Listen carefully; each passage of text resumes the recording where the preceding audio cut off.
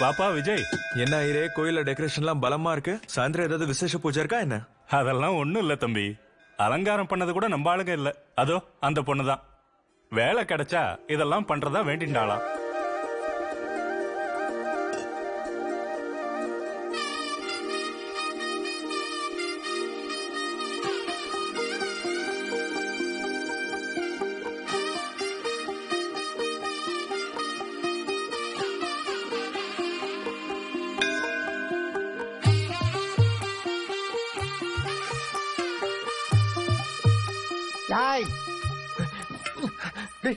அந்த பஸ் ஸ்டாண்ட்ல இருந்த பொண்ணு என்ன நினைச்சு விஷ் பண்ணிச்சோ தெரியலடா.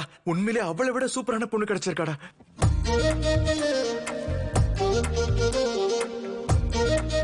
அவனடா அப்படி தின்னுட்டு இருக்கா. டேய் கண்ணு வைக்காதடா. பொண்ணுங்க எப்பவுமே நல்லா சாப்பிடணும்டா. அப்பதான் அவங்க ஸ்ட்ராங்கா இருப்பாங்க. அவங்க ஸ்ட்ராங்கா இருந்தா குடும்பமும் ஸ்ட்ராங்கா இருக்கும். அப்ப ஆட்டோமேட்டிக்கா சொசைட்டியும் ஸ்ட்ராங் ஆயிடும். அதுக்கு முன்னாடி அது கல்யாணம் ஆயிடுச்சான்னு தெரிஞ்சுக்க. இல்ல அடுத்த 6 மாசம் நம்மளும் புளியோதரை தான் தின்னணும்.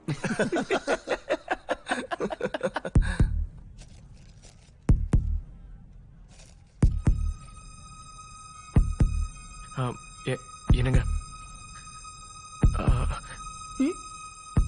அது வெளியே உங்க பசங்க ஹஸ்பண்ட் நினைக்கிறேன் உங்களுக்காக வெயிட் பண்ணிட்டு இருக்காங்க. எஸ்